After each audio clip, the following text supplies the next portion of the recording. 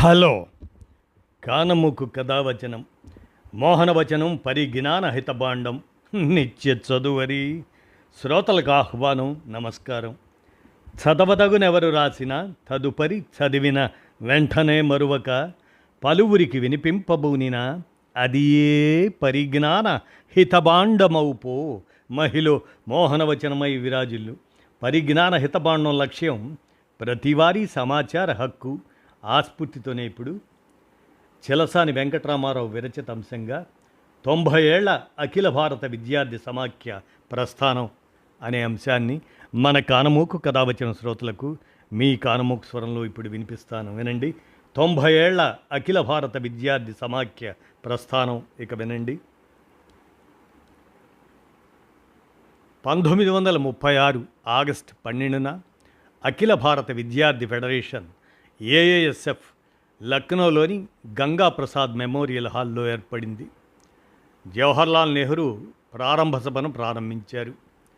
మహమ్మద్ అలీ జిన్నా అధ్యక్షునిగా, ప్రేమ్ నారాయణ్ భార్గవ్ తొలి ప్రధాన కార్యదర్శిగా ఎన్నికయ్యారు. 1936 నవంబర్ 22న లాహోర్లో ఏఏఎస్ఎఫ్ ప్రణాళిక రూపొందింది.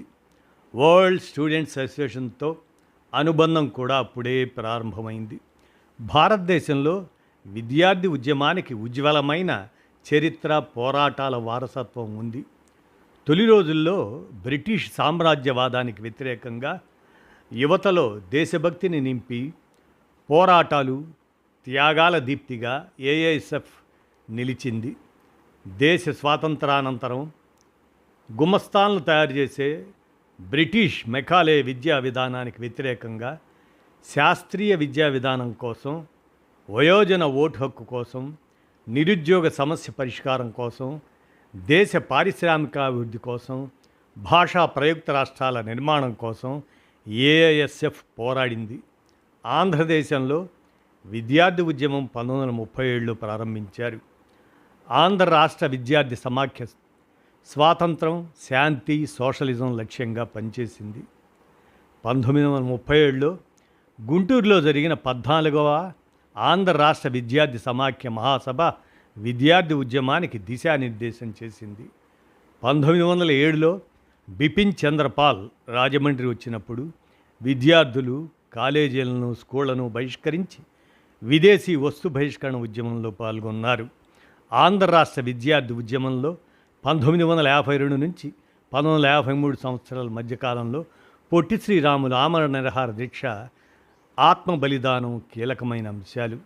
ఈ కాలంలో ఏఐఎస్ఎఫ్ నాయకత్వం అగ్రస్థానంలో నిలిచి ఉద్యమాన్ని నిర్వహించింది. ఏఐఎస్ఎఫ్ రాష్ట్ర ప్రధాన కార్యదర్శిగా కామ్రేడ్ దాసరి నాగభూషణ్ రావు నాయకత్వం వహించారు. పొట్టి శ్రీరాములు దీక్ష నుంచి దాసరి ఉద్యమ దీక్షను ప్రశంసిస్తూ ఉత్తరం రాశారు. ఆంధ్ర రాష్ట్రంలో తొలి నుంచి ఏఐఎస్ఎఫ్ డిటెన్షన్ విధానానికి వ్యతిరేకంగా మహత్తర ఉద్యమాన్ని నడిపి ఆ విధానాన్ని రద్దు చేయించింది. ఆంధ్రప్రదేశ్లో విద్యార్థి ఉద్యమం గూర్చి నాటి ఏఐఎస్ఎఫ్ రాష్ట్ర ప్రధాన కార్యదర్శి కామ్రేడ్ పి శ్రీనివాస నాయుడు ఎగిసిన ఉద్యమ తరంగం ఏఐఎస్ఎఫ్ పేరుతో దశాబ్ద కాల నా అనుభవాలు అంటూ ఆనాటి ఉద్యమ చరిత్రను గ్రంథస్థం చేశారు ఆయన. ఆ పుస్తకం 2026 మే 30న హైదరాబాద్ మగ్దుం భవన్లో సిపిఐ ఉభయ రాష్ట్రాల ముఖ్య నాయకులు K Ramakrishna, Kunamneni Sambasiva Rao, Ajith Pasha, K Narayana, G Eswaraiah సమక్షంలో ఆవిష్కరిస్తారు. మరి ఆనాటి ఉద్యమ మిత్రులు, వారి సహకారం, వివిధ గ్రంథాలయాల నుంచి వార్తాపత్రికల క్లిప్పింగులను తెప్పించుకొని హైదరాబాద్ సిఆర్ ఫౌండేషన్లోని నీలం రాజశేఖర్ రెడ్డి పరిశోధనా కేంద్రం నుంచి సేకరించి విషయ సేకరణకు వినియోగించారు. తాను 10 ఏళ్ల పాటు రాష్ట్రంలో ఏఐఎస్ఎఫ్, 10 ఏళ్ల పాటు ఏఐవైఎఫ్కు, మరో 10 ఏళ్ళు రంగారెడ్డి జిల్లా సిపిఐలో క్రియాశీలంగా పనిచేశారు.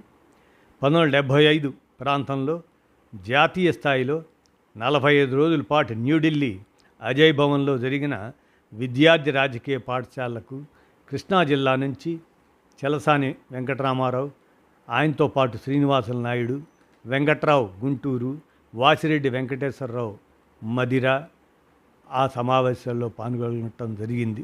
ఆ తర్వాత కాలంలో ఆ శిక్షణ మానసిక స్థైర్యాన్ని తెచ్చింది, ఇచ్చింది.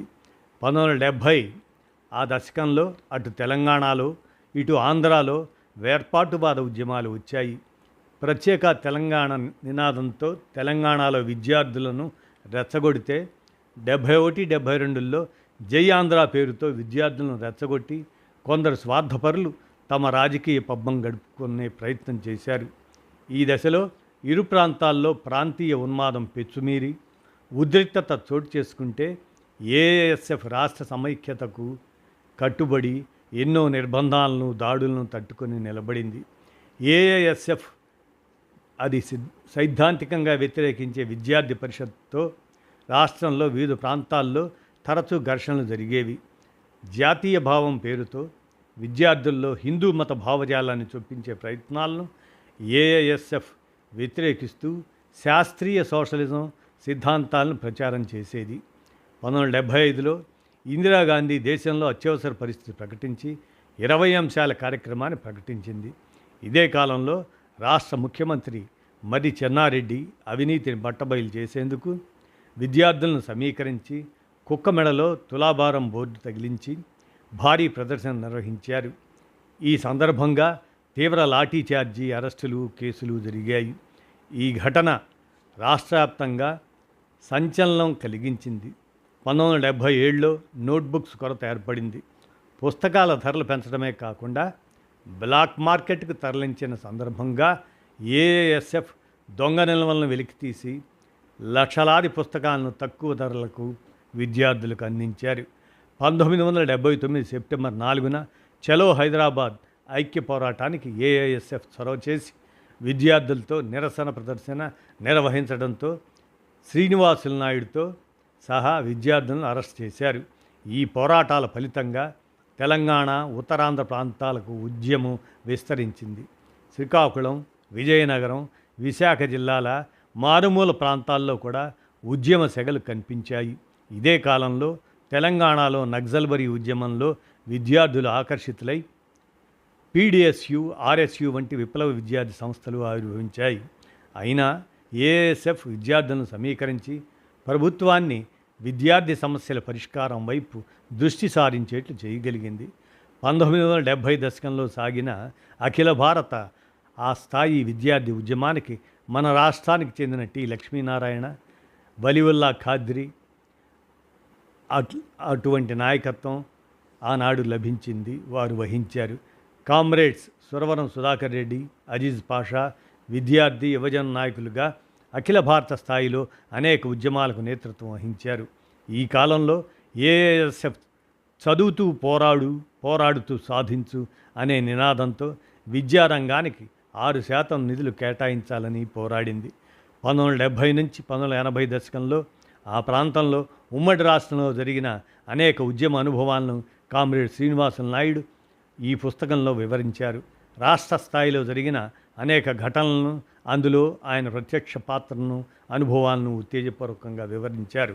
వర్తమాన కాల విద్యార్థి ఉద్యమ నిర్మాణంలో 1970 దశకం ఆ అనుభవాలు నేటి తరాన్ని ఎంతైనా ప్రభావితం చేయగలగనటంలో సందేహం లేదు. ఉద్యమాలే వీరులను, నాయకులను సృష్టిస్తుంది.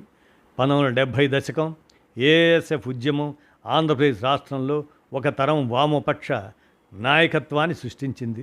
రాష్ట్రంలో మహోజ్వల పోరాటాలకు, విజయాలకు స్ఫూర్తిగా నిలిచింది.